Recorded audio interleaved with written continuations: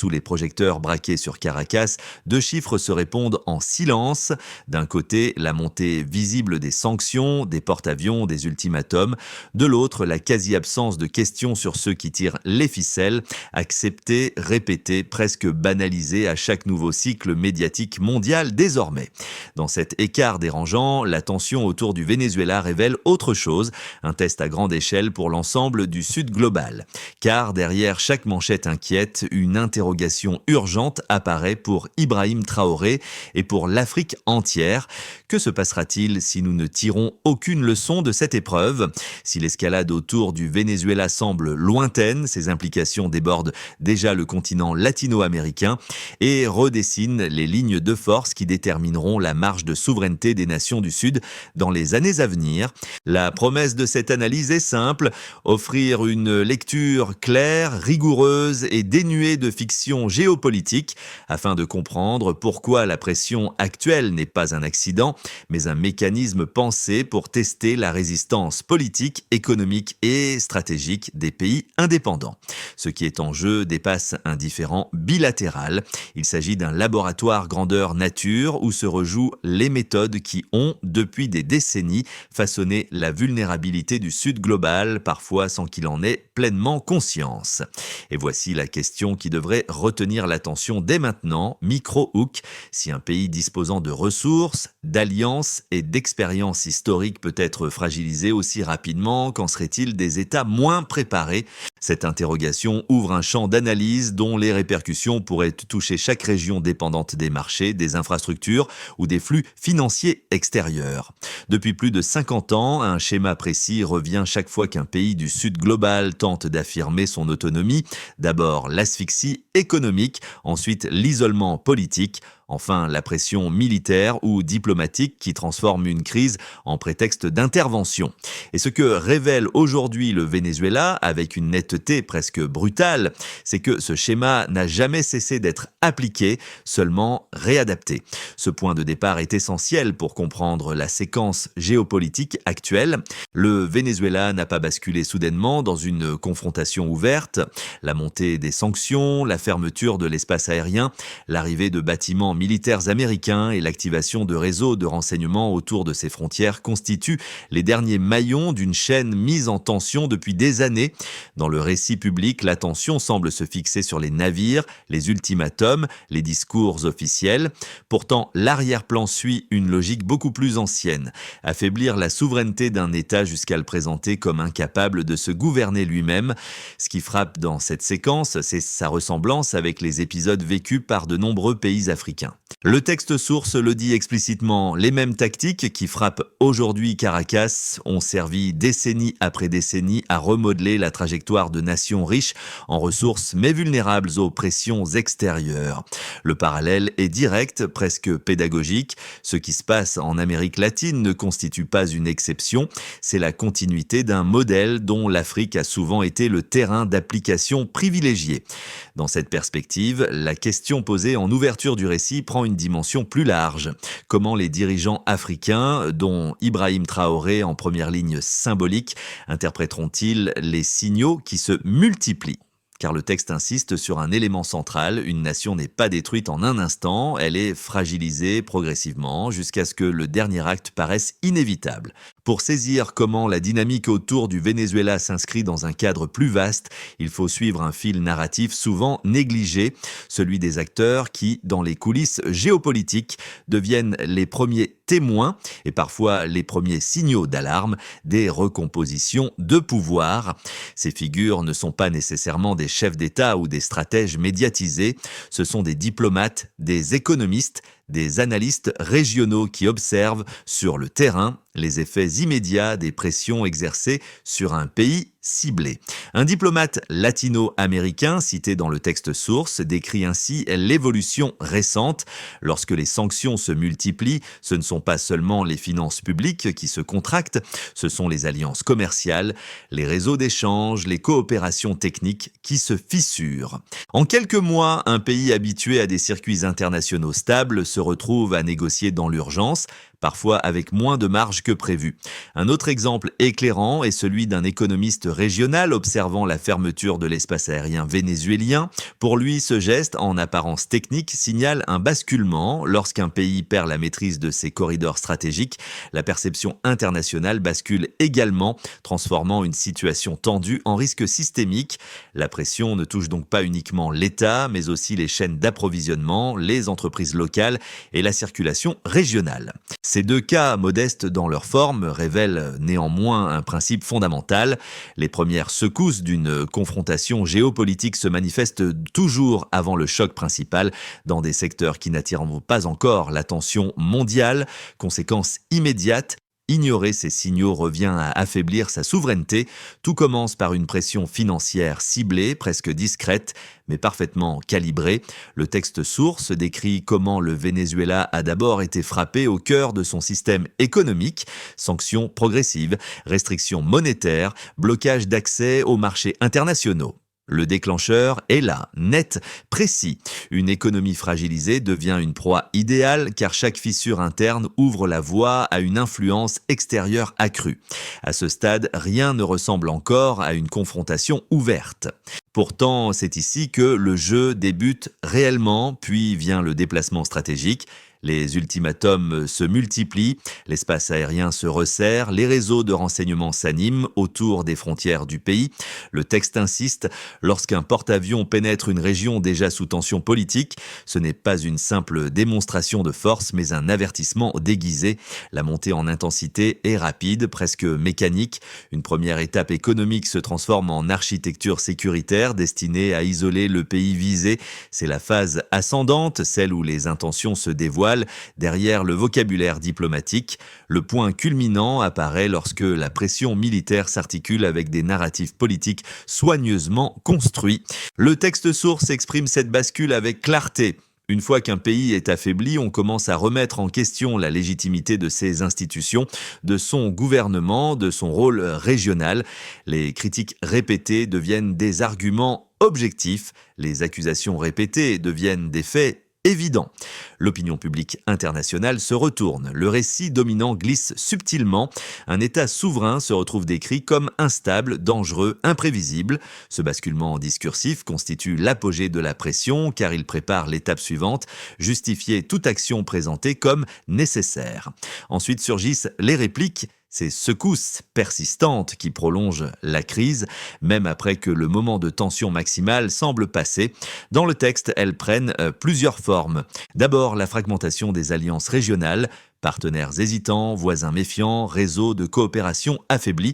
Ensuite, l'impact intérieur, division politique, mécontentement amplifié par les difficultés économiques, risque de manipulation interne. Ces répliques ne sont pas secondaires, elles permettent de maintenir le pays dans un état de vulnérabilité constante, condition idéale pour faire pression sans intervention directe.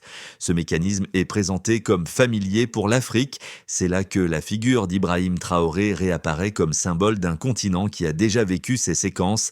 Les événements décrits au Venezuela font écho aux expériences du Sahel, de la Libye, du Congo, du Niger. À chaque fois, la chronologie suit une logique similaire. Fragilisation économique, isolement diplomatique, pression stratégique, puis reconfiguration politique.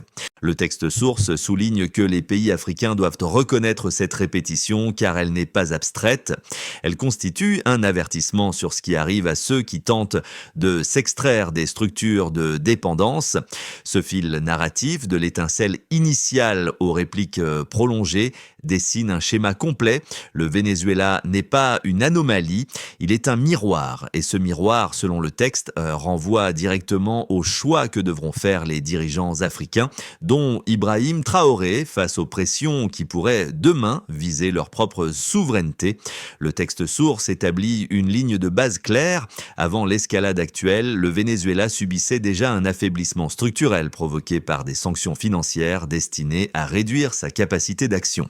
La transition vers l'étape suivante, à la fermeture de l'espace aérien, la mobilisation militaire et la pression diplomatique, représente donc un véritable delta stratégique, un passage mesurable d'une contrainte économique diffuse à une confrontation multidimensionnelle.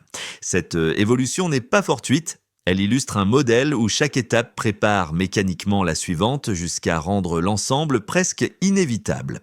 Le premier chiffre évoqué dans le texte concerne la durée.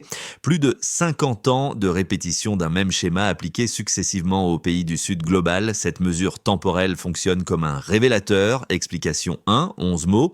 Une répétition aussi longue souligne la stabilité du modèle de pression. Autrement dit, l'expérience accumulée par les puissances extérieures dans l'application de ce script renforce l'efficacité de chaque nouvelle intervention car les mécanismes sont éprouvés, affinés, optimisés. Un deuxième élément quantifiable apparaît dans la description des sanctions. Celles-ci ne constituent pas un bloc unique mais une série graduée de mesures, chacune resserrant un peu plus l'étau économique. Même si le texte ne donne pas de valeur précise, il décrit une multiplication notable des restrictions. Explication 2, 12 mots. Une multiplication cohérente crée un environnement instable où chaque choc fragilise davantage. Le texte montre ainsi comment un pays passe d'une difficulté isolée à une vulnérabilité systémique sans que la communauté internationale ne perçoive toujours le fil continu qui relie ces étapes. Le troisième repère, plus symbolique, réside dans la mobilisation militaire. Le texte mentionne l'arrivée d'un porte-avions américain dans une zone politiquement tendue. Ce mouvement n'est pas un simple geste, il correspond à un basculement réel dans l'échelle de pression. Explication 3, 11 mots. Une présence militaire majeure change immédiatement la nature d'une crise régionale. Il devient alors clair que l'objectif n'est plus la seule influence économique ou diplomatique, mais la création d'un rapport de force dissuasif. Ces trois marqueurs, 50 ans de pattern, multiplication des sanctions, intervention navale, dessinent un cadre interprétatif rigoureux. Et c'est précisément à ce stade que le texte source met en garde l'Afrique. Les chiffres, même peu nombreux, traduisent un phénomène plus large, la systématisation des outils utilisés contre les nations affirmant leur souveraineté. Ce faisceau d'indicateurs résonne particulièrement au Sahel où les pressions externes ont suivi des dynamiques similaires. C'est dans ce contexte que le nom d'Ibrahim Traoré s'impose comme symbole, non par idéalisation, mais parce que sa région illustre elle aussi l'enchaînement des leviers économiques, politiques et sécuritaires. Pour les pays africains, la leçon extraite de ces données est double. D'une part, les outils de pression ne sont ni nouveaux ni improvisés, ils reposent sur une méthode durable. D'autre part, l'absence de préparation expose n'importe quel État à un scénario comparable.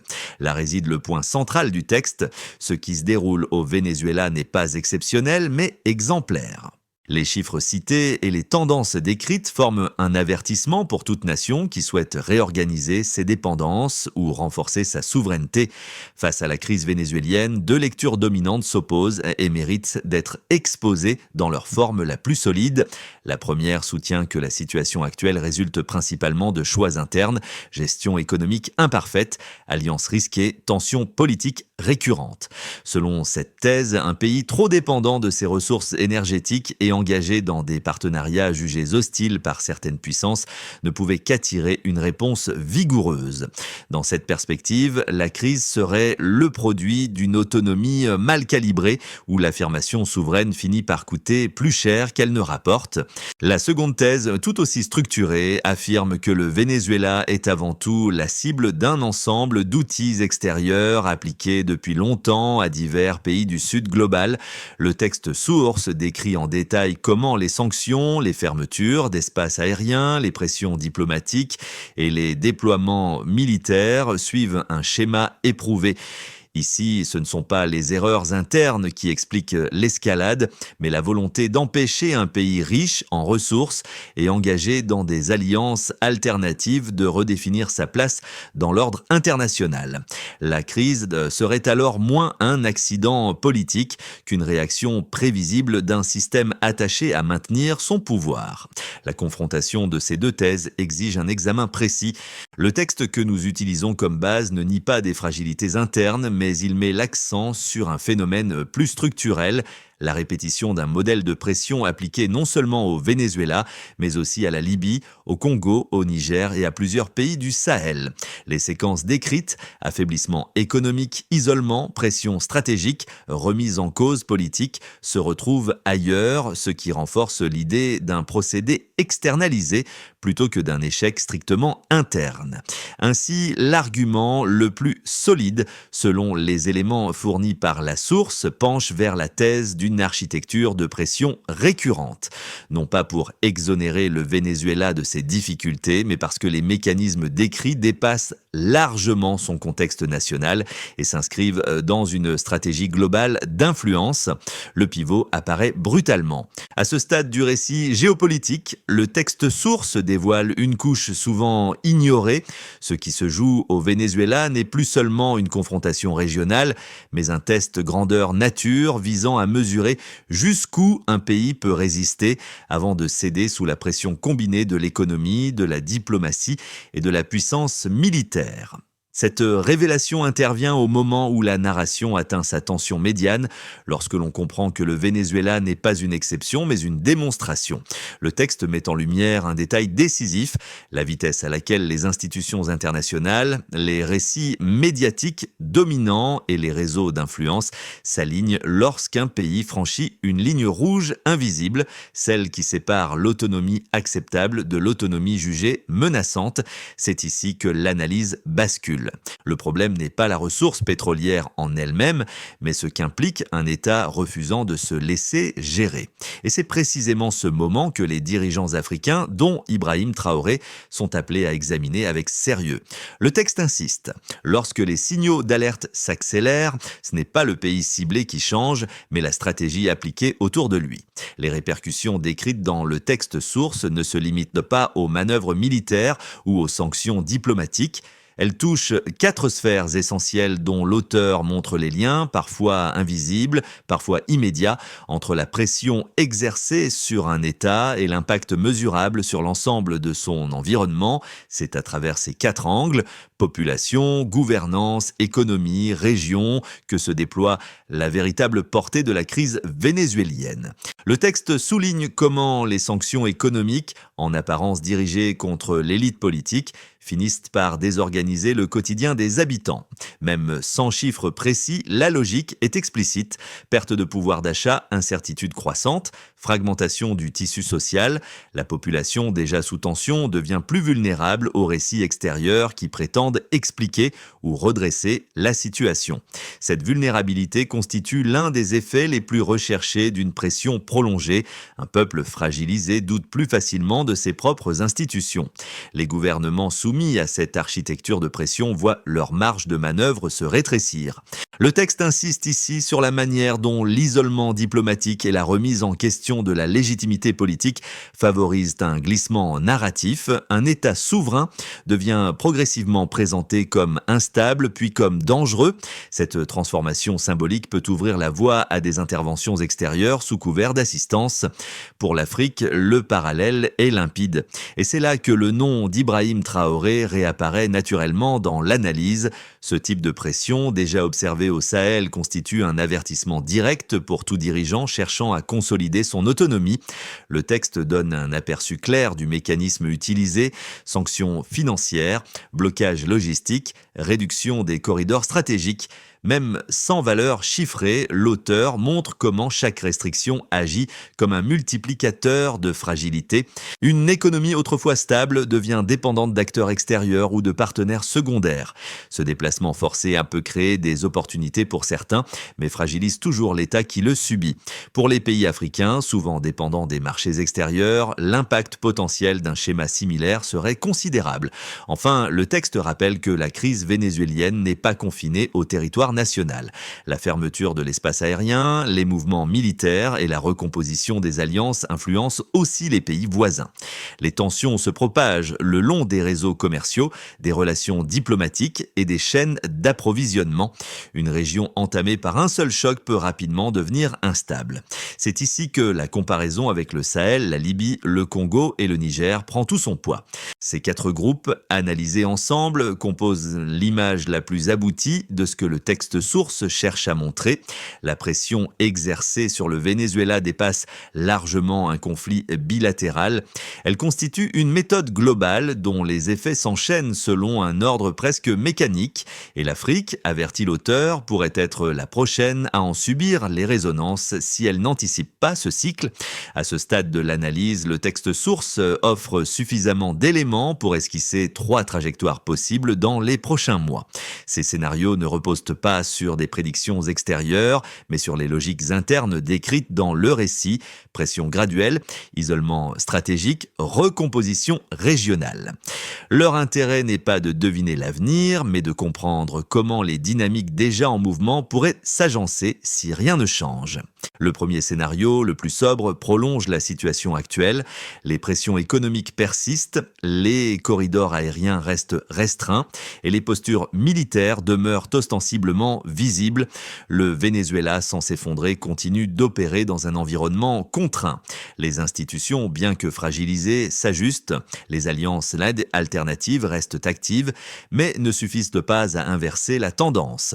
La région observe une tension constante, sans basculement majeur, mais sans apaisement réel. Ce scénario reflète l'inertie naturelle des crises prolongées. Le second scénario s'appuie sur l'une des idées fortes du texte, la capacité d'un pays à résister même sous pression lorsqu'il assume pleinement sa souveraineté. Dans cette version, Caracas parvient à renforcer certaines institutions clés, à stabiliser ses partenariats extérieurs et à exploiter les failles d'un système international parfois contradictoire. Les voisins régionaux deviennent plus prudents et évitent de se laisser entraîner dans une logique d'escalade. L'étau se desserre légèrement, non pas parce que la pression disparaît, mais parce que les leviers habituels perdent en efficacité. Le troisième scénario découle directement du mécanisme décrit dans la source. Lorsque les pressions économiques et militaires convergent, la vulnérabilité augmente. Dans cette configuration, le Venezuela se heurte à une intensification des sanctions, à une rhétorique internationale plus agressive et à une recomposition régionale qui réduit encore davantage ses marges d'action. Le pays ne s'effondre pas nécessairement, mais se trouve contraint d'adopter des choix stratégiques dictés par l'urgence, ce qui limite son autonomie, une recommandation de pensée. Le texte suggère implicitement une règle universelle: penser en termes de préparation, non de réaction. Les scénarios ne servent pas à anticiper le pire ou le meilleur, mais à identifier les leviers que possède encore un État avant que d'autres ne décident à sa place. Pour comprendre la portée humaine de ce récit géopolitique, il faut s'intéresser à la manière dont la situation décrite résonne auprès de 3 groupes distincts: ceux qui observent, ceux qui subissent et ceux qui dépendent indirectement de la stabilité régionale. Le texte source montre que la crise vénézuélienne dépasse la sphère étatique. Elle façonne des perceptions, modifie des attentes et influence des choix personnels ou collectifs. Pour beaucoup, la succession d'événements, sanctions, fermetures, pressions est difficile à décoder. L'une des forces du texte est d'expliquer que derrière chaque action visible se cache un ensemble de mécanismes plus anciens. Cette compréhension permet aux citoyens d'interpréter différemment ce qu'ils voient, en discernant les intentions plutôt que les apparences. Les entreprises locales, les travailleurs transfrontaliers, les réseaux logistiques ressentent rapidement les secousses des pressions extérieures. Le texte souligne que ces acteurs ne sont pas de simples spectateurs, leur quotidien se réorganise au rythme des restrictions. En mettant en lumière ces dynamiques, l'analyse donne à ce groupe un cadre pour anticiper les changements plutôt que les subir. Beaucoup de personnes situées loin des tensions régionales voient dans le Venezuela un miroir potentiel. Le texte leur rappelle que les crises ne restent jamais confinées, elles se diffusent à travers les institutions, les flux économiques, les récits médiatiques. Comprendre cela permet à ce groupe de réfléchir à la manière dont une région apparemment distante peut pourtant influencer la stabilité de leur propre environnement. En réunissant ces perspectives, le texte invite le public à adopter une posture lucide, reconnaître que comprendre la mécanique d'une crise, c'est déjà réduire la vulnérabilité qu'elle crée. Le texte source insiste sur une idée centrale. Une nation ne protège pas sa souveraineté par des déclarations, mais par une architecture de préparation. À partir de cette logique, il est possible de dégager une feuille de route composée de mesures simples mais structurées qui correspondent aux mécanismes observés dans la crise vénézuélienne et aux avertissements adressés au continent africain. Cette feuille de route ne crée rien de nouveau, elle organise ce que le texte défend déjà. Qui? L'État et ses agences stratégiques, quand immédiatement avant toute pression extérieure. Comment mesurer? Stabilité administrative, continuité des services, résilience aux chocs économiques. Le texte montre que les pays fragiles institutionnellement deviennent les premières cibles qui gouvernements, acteurs économiques, réseaux régionaux, quand en amont des crises. Comment mesurer? Par des importations essentielles, variété des partenaires, capacité d'adaptation. L'auteur explique que la dépendance unique devient un point d'entrée pour la pression extérieure qui États régionaux et organisations du Sud global, quand, avant que le rapport de force ne soit imposé de l'extérieur, comment mesurer, engagement mutuel, mécanisme de soutien, coordination diplomatique. Le texte montre que l'isolement géopolitique est presque toujours fabriqué. Qui dirigeants nationaux, dont des figures comme Ibrahim Traoré, lorsqu'elles cherchent à réduire la vulnérabilité régionale. Quand, sur le moyen terme, comment mesurer progrès dans l'énergie, la sécurité, l'information. Qui institutions publiques, médias indépendants. Quand, dès les premiers signaux. Comment mesurer cohérence interne, capacité de réponse, résistance aux campagnes de disqualification. En rassemblant ces étapes, le texte rappelle qu'une souveraineté durable se construit avant la crise, jamais pendant. En revenant au fil discret évoqué dans la partie 4, celui de ces diplomates et analystes qui perçoivent les premières secousses avant qu'elles ne deviennent visibles, on comprend mieux la logique profonde du texte source. Le Venezuela n'est pas décrit comme un cas isolé, mais comme l'illustration d'un mécanisme qui se déploie toujours en silence avant d'éclater au grand jour. Les premières fissures, les signaux sous-estimés, les pressions périphériques, tout cela forme une grammaire de la vulnérabilité que trop de nations découvrent trop tard. Pour les dirigeants africains, dont Ibrahim Traoré, cette séquence résonne avec une intensité particulière, non pas parce qu'elle prédit un destin identique, mais parce qu'elle rappelle que les crises commencent rarement par un événement spectaculaire. Elles naissent d'une succession de gestes extérieurs, d'ajustements forcés, de récits modelés pour justifier l'ingérence. Le texte insiste sur cette idée. Comprendre le Venezuela, c'est comprendre les marges étroites dans lesquelles se joue la souveraineté. Et au cœur de cette réflexion, une phrase s'impose comme ligne directrice, presque comme un avertissement nécessaire. La préparation précède toujours la liberté. Cette conclusion, loin de s'enfermer dans la fatalité, ouvre au contraire un espace de lucidité. Elle invite à regarder les signaux faibles avant qu'ils ne deviennent des événements irréversibles. Dans la trajectoire que décrit le texte source, un élément revient constamment. Les crises géopolitiques ne se jouent pas seulement dans les chancelleries, mais aussi dans la manière dont les sociétés choisissent d'y répondre. Les tensions autour du Venezuela soulignent que la souveraineté n'est jamais un acquis figé. Elle dépend d'une vigilance collective, d'une capacité à comprendre les mécanismes employés contre les nations qui cherchent à tracer leur propre voie. Cette conscience partagée devient un bouclier silencieux mais essentiel.